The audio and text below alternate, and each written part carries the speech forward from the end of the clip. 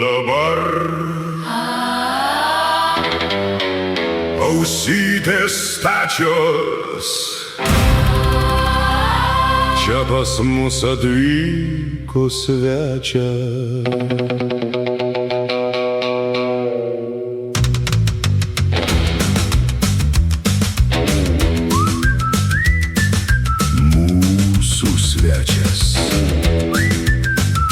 Artūras Laskauskas. Šiaip tai neįtikėtinas pristatymas, mums su Živile nieko sakyti nereikėjo. Ir tai buvo specialus Artūro Laskausko pristatymas, sukurtas būtent šiam pokalbiui. Ir mūsų studijoje yra profesionalus prezentacijų prodiuseris, buvęs LRT prodiuseris darbuotojas Artūras Laskauskas. Labadiena. Sveiki, sveiki. Ar ten paties Artūrai balsas tame skirtuke? Ne, šiais laikais nebereikia balso turėti. Reikia, kad dirbtinis intelektas jį sukurtų. Taip, ir išmokyti jį lietuviškai kalbėti, lietuviškai kirčiuoti, čia sunkiausia dalis yra. Bet šitas taip neblogai išmokytas. Dresiruotas buvo, taip, kokias 3-4 valandas.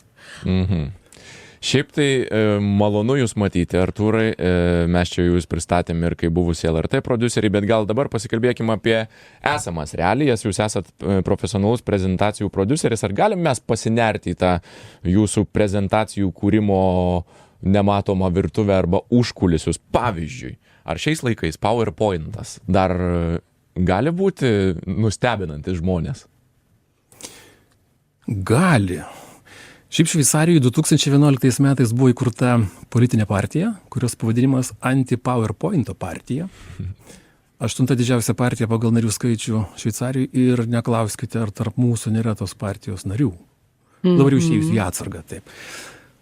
Tai gali. Žmonės, aš sakyčiau, kad išnaudoja 5% galimybių. PowerPointas yra labai radikaliai pakeistas prieš 10 metų, dabar yra geriausia programa be konkurencijos pasaulyje, bet žmonės žino, 3-5%. Bet dar pasakykim, ties to narystės partijoje momentu, jeigu į Švedijoje, tai suprantu, kad Šveicarijoje taip pat Artūras Laskauskas tos partijos buvo narys. Tai ne politinė partija, o toks judėjimas, gal taip įvertinkim. Taip. Tai žodžiu, galima daug visko sukurti, yra ištobulėjusi, bet yra ir kas nors dar geresnio? Yra. Sukeisti viską vietomis. Nes čia yra pasaulio mastu paplitęs žalingas įprotis ir man klientai, kai kreipiasi, sako, mes norim gražių skaidrių. O geriau yra ir stipriau, kai rūpinamasi, kas bus sakoma, nes tai lemia 70% įtikinimo. Ir tik po to, kas bus rodoma. Tai sukeitus vieną eilės tvarką, jau prasideda stebuklai.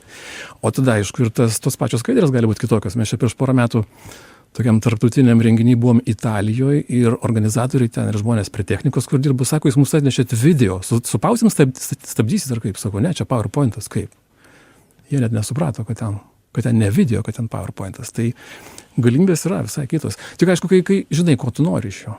Gerai, bet tada, pavyzdžiui, kai nežinai, ir pakalbėkime apie tai, nes man atrodo labai svarbu, aš moderuoju labai daug konferencijų ir tu, Ignai, gal irgi būsi pastebėjęs, kad dažnai konferencijose ateina žmonės ir sugrūda kuo daugiau teksto į skaidrę ir dar labai dažnai ir visą tą kuo daugiau teksto skaito. Ir man visada norisi, kad kas nors jiem pagaliau pasakytų, kad sunkiau yra mažiau teksto, bet tai yra kur kas lengviau sekt. Ar Artūras Laskauskas gali tą pasakyti? Žmonės nekalti, jie tiesiog nežino, kaip tai daroma. Tas nedėstama mokyklose, tas nedėstama universitetuose. Žinau vieną universitetą, kur mokė kažką, 2 universitetų, okei. Ir ten į tą pusę netgi mokė. Tai žmonės sukasi kaip gali. Ir jie tiesiog, man tai panašu į tokį atvejį, kaip toks amerikietis Danielis Hedžas iš Kolorado valstijos 2014 metais nufilmavęs yra, kaip jis pats savo išsirauna dantį, paruošia, reiškia, ten kas reikalinga ir savo įsriegia implantą, varžtą, be narkozės. Bet vienas smulkmena, jisai pats yra dantų gydytojas implantologas. Tai čia vienintelis atvejis, kai tai, pavyko, vadinkim taip. Nes jis sakė, aš kitais nepasitikiu, aš geriau padarysiu pats. Bet žmonės panašiai elgiasi scenoje. Nebūdami dantų gydytojai eina tarsi rauti savo dantį viešoje vietoje ir žlunga visi. Ir net nepasidomėjo, kaip tai daroma. O daroma visai kitaip iš kito galo. Kas yra jūsų klientas? Aš galvoju, juk, pavyzdžiui, įmonių vadovai. Vadovai, Vadovai. Vadovai. Bet tai įmonių vadovai gali būti labai užsiėmę žmonės, kuriems paskutiniai vietoj ta prezentacija. Jeigu jiems yra kažkokia galbūt pareiga pristatyti įmonės veiklą, ten metinę ataskaitą, ar būtina ten sugalvoti naujausias priemonės, kaip ten sužavėti ar valdybos narius, ar susirinkusius svečius, kurie stebi ten įmonės vadovo prezentaciją? Būna skirtingai. Įsivaizduokit, važiuoja žmonės į Ispaniją, į renginį su startuoliu ir tikisi parsivežti 3 milijonus investicijų. Tai svarbu, ar ne? Kai kurie vadovai bijo, nors to nepasako niekada, aš tai su baimės supirkėjas dažnai. Superku baimę ir parduodu užtikrintumą. Tai toks prezentacijų terapeutas. Taip, ir čia būna karštutinio atveju. Aš turėjau vieną atvejį, kai labai stambus vadovas, prieš mėnesį mes pasidarėm viską įmonės metiniam susirinkimui, buvo labai geros istorijos, geras storytellingas, geros skaidrės. Aš toliau nežinau, kas vyko tą mėnesį, numanau tik tai, kad per darbus padėjo į šoną, ir rytoj renginys 10 val. Ryte, ir iš vakaro po darbo atsivertė pasiskaityti, reikia išmokti tekstą, kad nereikėtų skaityti. Ir aš įtariu, kad įvyko kažkokia alerginė reakcija iš baimės, žmogui ištino veidas, kaip bičių sukandus. Tai jau ten buvo ne iki renginio, kvietė greitą pagalbą, adrenaliną suleido ir dar kažką. Tai būna baimės, jos prasimuša kartais. Arba yra dar viena rūšis žmonių, kuriems aš suprantu, kad svarbu, kaip jis atrodo, su kokiais automobiliu atvažiavo, su kokiais kostiumu atėjo ir kaip jis scenoje, ką jis turi. Jis gali ir scenoje turėti, vos ne Ferrari. Na gerai, bet dažniau visgi, kuris iš šitų variantų dviejų? Pavyzdžiui, žinau, kad Artūras Laskauskas rengė ir pranešėjus Lūžio taško metiniai vadovų konferencijai, bet ir išeinant už Lūžio taško ribų apskritai vadovai. Ar dažniau labai atsaikingai bijo ir ruošiasi, ar vaidina, kad čia jiems nesvarbu ir paskui nežinia, kas iš to išeina?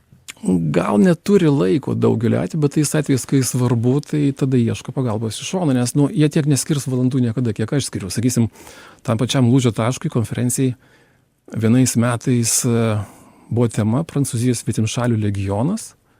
Apie tą temą nežinau visai nieko, paslaptinga tema. Tai aš peržiūrėjau specialiai 7 dokumentinius filmus, knygą perskaičiau ir gilinausi iki tiek, kad galėčiau tą medžiagą ir įdomiau pasukti. Arba turėjom irgi Lūžio taškui gan sunkią temą apie, daktaras, medikas, akių daktaras, kuris skrenda į Afriką, operuoja nemokamai žmonės, grąžina regėjimą, bet ten irgi įranga ir keli būdai, indiškas, europietiškas operavimas, tai aš važiavau į klinikas, į operacinę, mane aprengė kaip chirurgą, ir aš stebėjau tą operacinę, kai vyksta, ir ten toks, tas operacinis stalas, aplinkui ratas toks baltas nubrėžtas, ir man reikia sėti už to rato, paskui sako, daktarė Laskauskai, prieikite, prieinu, pasižiūrėkite, aš sakau, manau, tęsti reikia.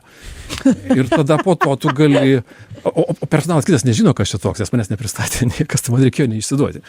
Bet, tai investuojam daug tada ir važinėjai ten po parduotuvės 3 valandas ieškai kokio nors daikto, kuris būtų scenoje ten tinkamas, ir jo nėra to daikto, tai kartais ir gaminam. Tai už to stovi daug darbo ir vadovas neskirs ten 10 arba 80 valandų dėl 15 minučių pranešimo. Bet ar visi vadovai jūsų paklauso? Ar nenutinka taip, kad vadovai turi savo ego ir jūs čia dar pradedate aiškinti jam?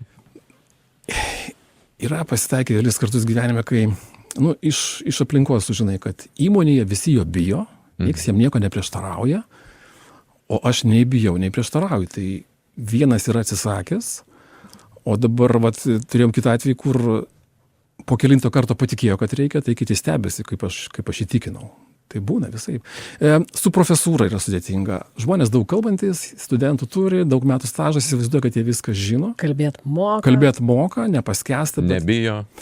Jo, bet dar bėda kita, kad studentai yra pavaldus jiems, pažymys priklauso. Tu esi salėj, tau jie nepavaldus. Ir tu jokių taškų neturi, neatsineši jokio įdirbio. Jokio autoriteto. Bet yra pavykę ir profesorius įtikint apdirbti kažkiek savo pranešimus. Tai taip, esam turėję iš garsių universitetų, iš Oksfordo, iš Bekingemo, kur ateina su skaidrėm ir tu iš vakaro pamatai, kad ten katastrofa ir jas per naktį perdarai, tada per vakarienę spykerių profesoriai skundžiasi, kad kažkoks žvėrys iš Lietuvos mano skaidrės perdarė. Bet jis buvo išgelbėtas iš tikrųjų nuo gėdos. Bet kai mes sakom katastrofa, Ignai, ką tu, pavyzdžiui, įsivaizduoji? Prezentacijų atžvilgiu katastrofa. Man tai atrodytų yra tiesiog labai daug teksto ir jisai tiesiog paprastu šriftu užrašytas ant balto ar ten juodo lapo. Kaip tu įsivaizduoji katastrofą ir paklausim Artūro, kas yra katastrofiškiau? Aš galvoju, kad gal tą tekstą dar įmanoma kažkaip apžaisti. Čia aišku, reikia sugalvoti ir fantaziją pasitelkti, kaip paaiškinti, kodėl to teksto ten tiek daug, bet matyt yra kokių nors meninių išraiškos priemonių sugalvoti, kaip tą tekstą ir jo kiekį į tą pranešimą įtraukti, kad jis būtų pliusas, o ne minusas, bet turbūt didžiausia katastrofa, kokią aš galiu įsivaizduoti, kai žmogus tikriausiai neatlaiko įtampos ir tiesiog nulipa nuo scenos, ten nieko nepasakęs ir tiesiog susijaudinęs, baigė net nepradėjęs. Artūrai, jūsų versija? Tokių atvejų retai būna. Aš dabar bandau prisiminti, kad taip neišlaikytų nervą ir išeitų renginio metu. Aišku, matais, kad mirštais ten scenai būna, kad jau reikia faktiškai greitai ruošti, nes klausimus ir išgyvens. Bet ypatingai jauni žmonės dabar stresuoja. Aš, kai ir mokymuose turiu 25 metų, 30, jie mažai kalba gyvenime, jie daug įsirašinėja ir sunkiai mintį formuluoja ir žiauriai stresuoja. Sako, man dabar tamsu akyse, aš dūstu, palaukit, galiu palipti, nors netrodo iš lauko taip. Tai jiems yra sunku, bet tiesiog jau, ką. Čia kaip tam anekdotė, žinote, ar tu moki groti smuiku? Nežinau, dar nebandžiau. Tai mokantis galima išmokti. Bet kaip įdomu, nes aš galvojau, kad pavyzdžiui, kai aš mokiausi mokykloje, mes nekalbėdavom viešai, mes tiesiog deklamuodavom eilėraščius ir nesimokėm tokio kalbėjimo, o dabar, kaip matau, mano vaikai mokosi mokykloje, tai būna pristatymai, perskaitytos knygos, pasakojimas kažkoks kiekvieną mėnesį. Atrodo, kad atvirkščiai jaunesnės kartos turėtų viešojo kalbėjimo įgūdžių daug daugiau turėti. Turbūt ne visur jų moko, aš taip įsivaizduoju. Nes kaip nekeista, esu kalbėjęs su teisininkais, su kunigais, kai kurie nesimokė retorikos, visai nedėstė jiems, nors jiems privaloma būtų būtina. Paklauskime, ar žurnalistikoje dėsto retoriką, abejoju. Ir ar dėsto kaip įdomiai kalbėti, irgi čia klausimas. Artūrai, jūsų klientai yra įmonių vadovai, bet jei kalbėtume apie valstybės vadovų kalbas, ką jūs pasakytumėt? Pavyzdžiui, apie metinės kalbas, apie kalbas sakomas šventėse. Aš gal nenoriu pasakyti per daug, nes kai kurie ir jų yra buvę mano vadovai, klientai yra buvę. Taip. Tai per daug nenorėčiau pasakyti, bet kiek aš tą virtuvę žinau, būna kokia bėda, kad kalba parašyta, bet jos niekas nepaskaitė ir jau einant prie mikrofoną, pirmą kartą skaitoma, tada nusprendžiama vidurinę pastraipą išmesti, tada nebesusijungia pirmą su trečia. Arba yra buvę, kad valstybės vadovas, nepasakysiu, kuris dėl laiko stokos, bet tikras atvejis, per dieną turėjo daug renginių ir turbūt, kad patarėjai jam nepasakė, kuris renginį atvažiavo. Ir tą pačią dieną turėjo būti vienas renginys atidarant kazino, amerikiečių, investicija, čia ekonominis reikalas. O kitas renginys turėjo būti lietuvių kalbos specialistai ir mokslininkai. Ir paskui prezidentas pasakojo, jis manė, kad lietuvių kalbos specialistų renginį ir sako, taip ir galvoju, visai gerai sekasi mokslininkam, brangus kostiumai, grandinėlės auksinės ir laikrodžių gražių turi brangių, tai viskas čia gerai su mūsų lietuvių kalbos specialistais, bet jis buvo ne tam renginį, apie kurį galvojo. Tai ten būna ir taip, kad painioja renginius. Esu matęs vieną premjerą, kurio dėl laiko stokos pavardės neminėsiu, kur atėjęs supainiojo temą. Buvo verslo publikai, jis kalbėjo apie žemės ūkį valandą laiko. Tai, klausimas, kiek žmonėms tai svarbu, kiek jiems tai rūpi. Bet man įdomu nebūtinai tik turinys, bet jeigu mes kalbam apie formą, nes pažiūrėkim, pavyzdžiui, Jungtinių Amerikos Valstijų prezidento, nebūtinai dabartinio, apskritai metinės kalbos yra skaitomos iš suflerio, kuris turi tuos skaidrius ekraniukus. Mūsų Lietuvos vadovai skaito iš papkės, iš popieriaus. Bet ta poza, visiškai keičiasi poza žmogaus, kai jis žiūri į kamerą arba į žmonės per tą skaidrų ekranėlį ir kai tu žiūri į popierių. Taip, o kaip Anglijos karalius sakė kalbą Amerikoje, į popierių akis visą laiką, tai nėra puikus reikalas. Akių kontaktų žmonės nori ir publika sako, į mus nežiūrėjo, tai mes arba nesvarbus, arba mūsų bijo. Tai aišku, jeigu yra sufleris, tai žvilgsnis kažkur stiklinis eina visai kitur. Tai tu negali intrigos sugalvoti, negali pokšto pasakyti, negali pauzės didelės padaryti. Tiesiog neįdomu. O be intrigos, pokšto, pauzės, kas dar yra tokio jau gal įprasto, mažiau sutinkamo, bet per mažai išnaudojamo šiuolaikinėse prezentacijose? Nes aš, kai rašiau pristatymą mūsų šios dienos laidai, tai ir taip įrašiau, kad prezentacija gali būti tarsi atskiras šou, taip sako Artūras Laskauskas. Ją rengiant galima pasitelkti geriausią scenarijų rašymo praktikas, įskaitant Hollywoodo. Tai kas yra tokio netikėčiausio, ką yra tekę su klientu dirbant, pavyzdžiui, pateikti kaip įdomų prezentacijos elementą? O tai daug jų būna. Tai, pavyzdžiui, mums reikėjo apie Tyrimas buvo ten vienas iš punktų, kaip žmonės karjerą daro. Nu, toks nuobodus punktas. Skaičiai. Specialiai pirkom kopėčias, jas dažėm auksinę spalvą, tas A raidės formos tokios. Ir kalbėdamas pranešėjas lipo kopėčiam į viršų. Yra buvę, kad iš vienos audito įmonės labai solidžios, tarptautinės, per renginį, irgi apie kažkas apie karjerą buvo, apie įsiekimą link vadovo posto. 2 darbuotojos iš tos įmonės atėjo specialiai buvo starta su vakariniam juodom aptemptom suknelėm ir viena atsinešė ant pagalvės rankinį pjūklą medžiui, kita atsinešė benzo pjūklą ant peties. Ir ten perdarė tą posakį, blogas tas kareivis, kuris nenori tapti generolu, tai ten perdarė blogas tas pjūklas, kuris nenori tapti benzo pjūklu. Tai ten visko būda. Nu, mes esame ir ledrogės scenai turėję, ir manekėnai kokie nors iš jų nestambu. Žmonės darė eksperimentą, kiek laiko išbus ranka ledinėme vandenyje su chronometru, 3 savanoriai, pavyzdžiui. Tai įvairiausi ten tų dalykų būna. Ir gaminam kažką, ir būna gaminti daiktai dideli, įvairiausi. Kas yra sukėlę didžiausią nuostabą iš auditorijos? Bet aš turėjau prieš porą metų, kur rizikingas reikalas. Buvo rizika tokia, kad galėjom UNESCO paveldo objektą padegti Italijoje. Ir reikėjo saugotis, kad jo nepadegti. Buvo sumanimas, ten bažnyčiai buvo renginys, arba vienuolytė tiksliau. Buvo sumanimas, kaip dūmus paleisti.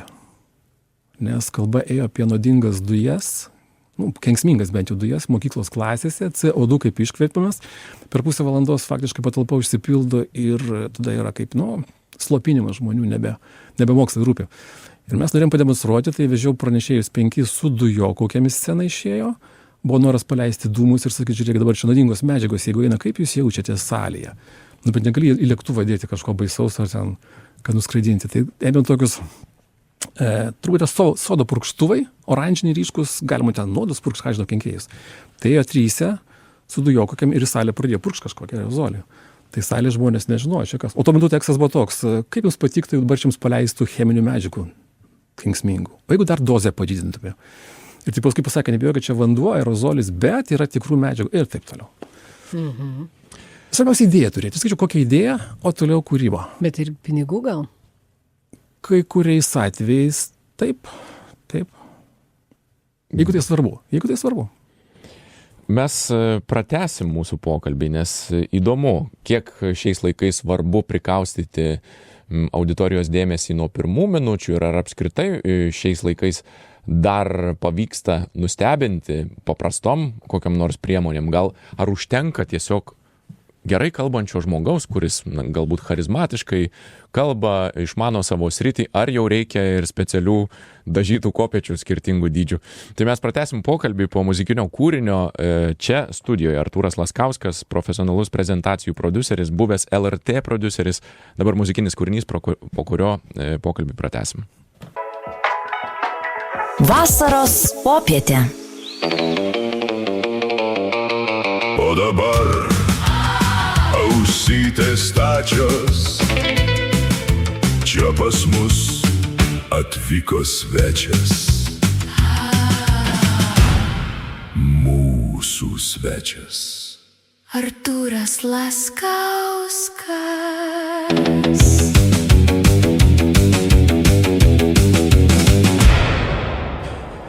Aš galvoju, kad Artūrą Laskauską reikėjo kviesti vasaros popietės pradžioje, birželį, ir šitą džingliuką paskui naudoti visiems pašnekovams svečią pristatant. Bet ar jis būtų leidęs, ar būtų leidęs dirbtinis intelektas, kurį jis, kaip sakė, pasitelkė šiam džinglui sukurti.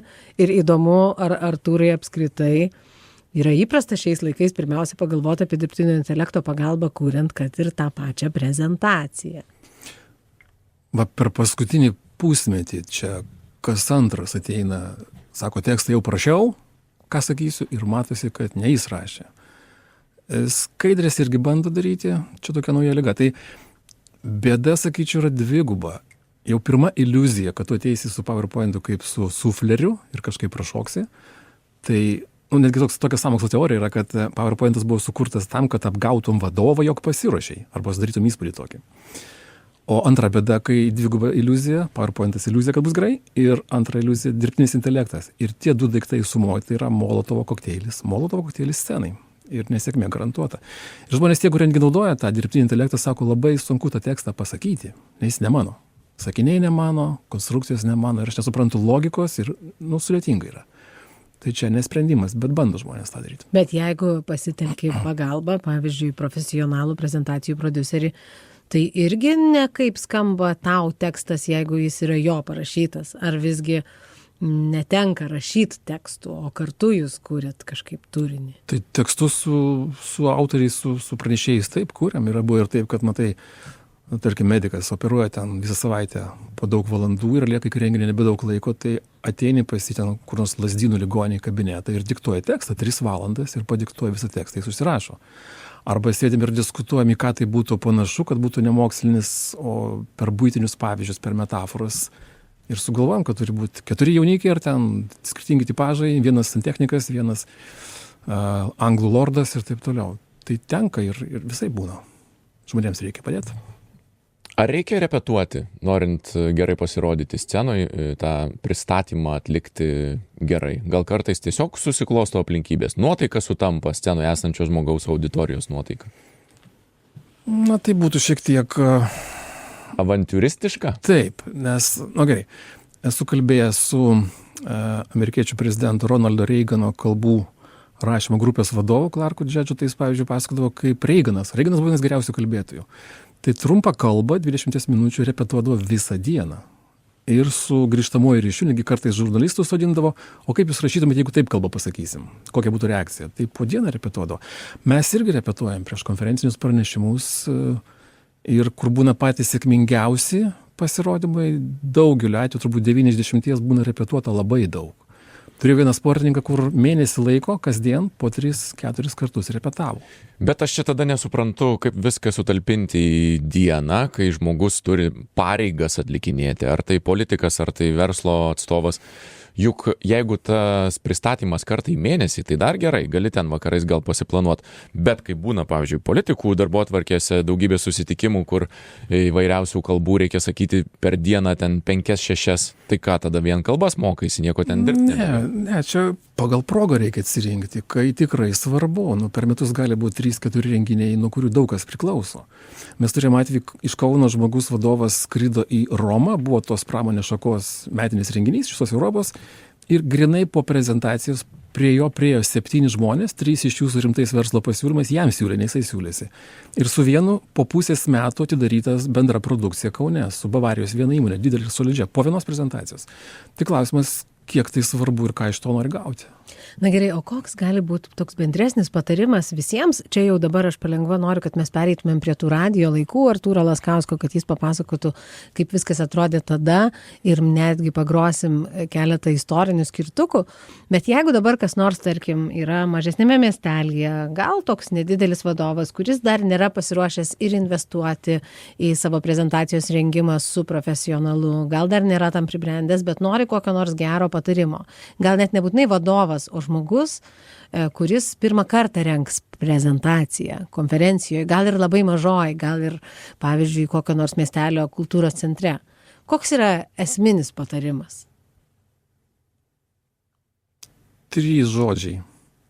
Trumpai, aiškiai, įdomiai. 4 dar galėtų būti nustebinančiai, kaip nors keistai. Ir kūrybiškai. Pavyzdys, mes turėjome vadovą, kuris apie ekologiją šnekėjo, gali būti nuobodybės, ten tas žalias smegenų. Reglamentai. Jo. Tai žmogus prisiminė pats, kaip prieš 40 metų išmesdavo šiukšlės. Reiškia, 5 valandą gatvėje privažiuoja šiukšlių automobilis, pypsi garsiai, visi su šlepetėm, su pižamom, su chalatais, su kibiriukais, eina pilt šiukšlių. Kibirai buvo tokie pusiau apvalūs plasmasiniai, kad kabėtų, reiškia, spinteliai. Dar nebuvo tais laikais maišelių, tai kas gudresnis iš šiukšlių kibirą įsitiesdavo laikraštį. Tai šitas žmogus prieš pranešimą organizavo, pusę Baltarusijos apvertė, gavo tą kibirą, gavo tiesos laikraštį. Gan labai juokingai, tiesa ir šiukšlės. Čia dviprasmybė tokia. 79 metų važiavo su juo iš Vilniaus į tą pačią Lūžių taško konferenciją ir vežėsi dar vieną daiktą svarbu. Ir atvažiavęs suprato, kad nėra nei kibiro, nei laikraščio, nei svarbaus daikto, nes Vilniui prie ofiso suskambino telefonas, prie mašinas padėjo tos daiktus ant žemės, grįžo atgal, pasiėmė raktus ir nuvažiavo. Ir liko stovėti aikšteliai. Kibiras, tiesos laikraštis ir prabangaus gėrimo butelis už 5000 eurų, kuris yra iš 18 amžiuje paskendusių ispanų laivo iškeltas, aukcione nupirktas ir vežėsi verslo partneriui. Tai užkūrė visas ten kameras, vaizdo ir taip toliau, kas matoma. Ir rado gal kitą dieną, kad tą prabangų gėrimą taurų 300 metų senumo rado benamis, nusinešė per 2 kvartalus, jį iki pusės ištuštino ir atsijungė ir savo užmygo. Net nežinojo, ką jisai šventė, kokį daiktą. Tai visokio nuotykių būna. Tai dar vienas dalykas kūrybiškumas, bet ir kaip čia, atsakingai tą daryti. Nepamiršti, nepamesti. Betgi netyčia pamiršo. Netyčia, aišku, kad netyčia. Žinoma, kad netyčia. Gerai, atsakingumas labai svarbu. Artūrai, dabar jeigu reikėtų toliau tęsti radijui tą patį, ką veikėt prieš keletą dešimtmečių, gal jau taip galiu įvardinti, kaip tai vadintųsi, prezentacijų, nebe prezentacijų, o radio prodiuseris, taip tikslu, ar... Taip, tikslu. Tai ką tekdavo veikti? Kurti skirtukus, kaip mes girdėjome? Čia vienas iš darbų. Aš tai drįstu teikti, kad Lietuvos radijas pirmas iš visų žiniasklaidos kanalų įsivedė tokį reiškinį kaip infotainmentas. Kai yra pramogos ir informacijos hybridas, tik taip vėliau atsirado tas televizijoje, buvo laida Be tabų. Tai tiesiog kitoks kampas. Ir mes apie juostinį laiką kalbėjom, kad laidos turi būti to pačiu laiku. Tarkim, tas pas buvo viena laida šeštadienį 11 val. Kita sekmadienį, jos patapo vienodomis. Ir paskui šiaip rūpinausi skambesių laidų ir garsynų ir kitokiam formom. Netgi pačios laidos, kai kurios yra gimusios. Tai pačiai tetos Betos Viktorinai buvo tokia klausimų mašina, toks robotukas įrašytas, tai mes jos organizavom. Ir rašinėdom tikrą diktorių, Algimantą Saduką, ėjome privačią įrašų studiją ir ten dorodavo kompiuteris, nes tais laikais čia nebuvo tokių galimybių. Tai net ir skambesys galėjo būti ir kažkokia laidos idėja. Ir netgi tie patys ryto garsai iki šiol laida. Tai, kuriuos teko vest, man atrodo, kažkiek. Esu vieną kartą su Guoda Litvaitinė vedęs kartu ir nežinojau, kas bus. Ir aš atsinešiau per mikrofoną ryte diktofoną ir paleido garsus į mikrofoną. Ten buvo kažkokie gyvūnai, kažkas kriuksėjo, kažkas ten. Buvo sukrėtimas buvo visiems, ar čia pašaliniai garsai, ar kažkas, bet ten buvo mintis. Tai tiem patiem ryto garsam aš esu pasiūlęs pavadinimą, kai rinko laidos pavadinimą. Čia yra mano irgi kūrinys. O skirtuko aš esu prikepęs turbūt kokius 300, gal 500 absoliučiai visoms laidoms. Mes tos skirtukus bent jau dalį jų išgirsim, bet žinot, Artūrai, aš pagalvojau, aš čia klausiau, kaip jūs vertintumėt politikų kalbas, bet gal jūs galit, ar turėtumėt ką pridurti, pasakyti arba pamokyti televizijos ir radijo žmonėms, ir kuriantiems laidas, ir prie mikrofono šnekantiems. Tai žinoma. Ką pasakytumėt? Galit mums pastabų su Živilė duoti. Aš sakyčiau, kad... Čia prašiniai nesąmonė. Vienas New Yorko radio didžėjus yra sakęs ir aš pritariu tam. Radio laida turi būti kaip įvykis, kaip pasaulyje premjera, turi būti smagu ir klausytams, ir patiems vedėjams. Tai kūrybiškumo darykit biliką. Aš esu laidoje tiesioginiai savo kolegai užpylęs vandenį ant galvos, kad ten būtų reakcija natūrali. Vasara karšta buvo. Ir ten kažkokių garsų darydom, ko tik nedarydom. Tai smagu turi būti. Smagumas. Tai mes paklausysim dabar skirtukų tokios samplaikos. Čia bus jų daugiau negu vienas. Ką dar žinot, įtempiant ausis prieš šitą skirtukų? 10 vienetų, ten kai kuriuos atkreipkite dėmesį, per 5 sekundės vyksta kokie 5-6 akustiniai nuotykiai labai greitai. Ir ten garsių aktorių, garsių diktorių balsų. Ir ten pakvailiota. Man buvo labai įdomu toks kaip ir netikėtumas, kai įmi labai solidų žmogų, kuris yra diktorius su kostiumu, su labai galingu balsu. Ir naudoji tai, kas įrašant buvo iškarpimui skirta. Ir suleist tą nematomą pusę, kad diktorius elgtųsi, juoktųsi, kvailiotų, nesąmonės kalbėtų. Tai man atrodo labai tai smagu ir užkulisiai įdomus. Tiesiog girdėsite tokių netikėtų dalykų. Ir girdėsim skirtukų, kurie iki šiol skamba taip pat kaip tada, ar ne? Jie seni, jiems yra metų daug, 20 kokių, bet kai kurie netgi turbūt įremontuoti su juostomis karpant, kas yra sudėtinga, kompiuteriai vėliau atsirado, bet technologiškai jie sudėtingi net ir šiandien žiūrint. Gerai, paklausom ir paskui aptarsim. Tetos Betos Viktorina. Aš esu klausimų mašina. Sekmadieniais 10 val. 5 minutės per Lietuvos radijo pirmąją programą. Ar galiu paragauti jūsų telefonu? Nauja Lietuvos radijo laida Sekmadienio parkas. Tai džiaugsmas jūsų ausims? Dar malonesnis sekmadienis. Tai čia jau ne mano tekstas, turbūt antras. Čia mano tekstas. Ką čia daug kalbėti? Sekmadienio parkas.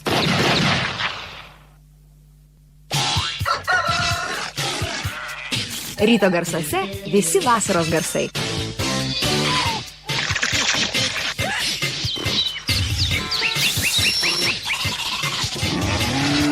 Ryto garsai. Populiariausia radio laida visoje šalyje.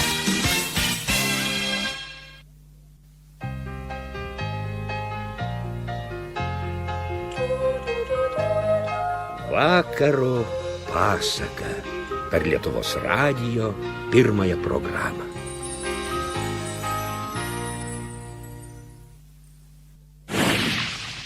Oja, pasikartoja, viskas pasikartoja. Kada nors pasikartoja. Gerai, kad pasikartoja tai, kas geriausia. Viskas vėl per tą alkoholį nelaimingą. Nėra tokio dalyko kaip lietuvis. Tai čia jau ne mano tekstas, turbūt antras. Geriausi sekmadienio parkų gabalai specialioje laidoje Sekmadienio parkų klasika. Jau šį sekmadienį 11:05 per Lietuvos radijo pirmąją programą Sekmadienio parko klasika. Vyrai, gana šneku. Pranešimas. Šarangė, varangė ir radija susirangė. Vyrai, gana šneku. Čia Sekmadienio parkas, o ne kokia šarangė ar varangė. Eikit pusryčiauti.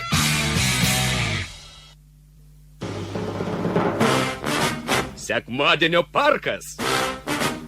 Gal dar kartelį šitą žinote, toks keistas yra. Sekmadienio parkas. Sekmadienio parkas. Sekmadienio parkas. Tera harmonija, harmonijos žemė. Iki pat vidurnakčio per Lietuvos radijo pirmąją programą. Tai tokie istoriniai skirtukai, aš tai galvoju, tas Sekmadienio parkas tiek kartų nuskambėjęs tiem, kas atsimena, tai atsimena, o kas neatsimena, tai kasgi buvo per laidą Sekmadienio parkas ir kuo ji tokia ypatinga, kad tiek dėmesio skirtukų šitam vitraže susilaukė.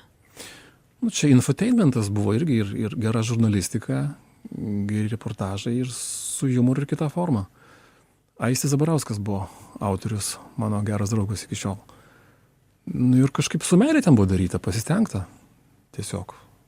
Ir ten sudėtingas montažas, ten per kelias sekundės labai daug visko vyksta, sluoksniais. Bet ar žmonės spėja pagauti tas kelias sekundės visus tos sluoksnius, ar čia labiau jūs prisimena tą kūrybinį procesą, kiek čia reikėjo užmanyti ir sugalvoti tas kelias sekundės sutalpinti? Nu, čia buvo vienas fragmentas, kur laidos pradžia, tiesiog anonsas, kas ten bus, tai jis trunka ten mažiau negu minutę, prie jo kartais studijoje dirbdom 3-4 valandas. Artūrai, nepasilgstat radio laikų? Ar jau... Sugraudinsit mane, nedarykit. Aišku, kad pasilgstu, aišku, žinoma, be abejo. Aš vis dar dirbu jame, dar girdžiu, kaip ten kokios klaidos išlenda, ar kas nors ten muzika netokia, ar kaip prieš Viktoriną būtų galima džinglą padaryti, tai man sunku išsijungti, kad aš jau nebedirbu čia. Čia liga turbūt nepagydoma visiems laikam. Tai kažkaip reiks sugalvoti bendradarbiavimo formų. Jeigu turit namuose sukurtą džinglą, atsiųskit, mes panaudosim su Živilė. Mes aptarsim šitą reikalą. Čia įdomi mintis, įdomi. Gerai, tai dar tada, nežinau, mes aptarėm jau visai tą koliažą, apleidom jo neaptarto, ten buvo dar kas nors, kas labai kelia didelį arba sentimentą, arba kokį nors nuoskaudą dėl per ilgų valandų darbo praleistų. Sekmadienio parką aš paminėjau, vakaro pasaka man skambėjo lygiai taip pat, kaip dabar jis skamba, dėl to, kad aš pagalvojau, kad tarkim vaikams, kai duodu paklausyti vakaro pasakų, tai nebūtinai dabar įrašytų, jie klausosi, o kažkada seniau, tai aš iki šiol tą skirtuką girdžiu. O dar kas nors, kas labai brangu.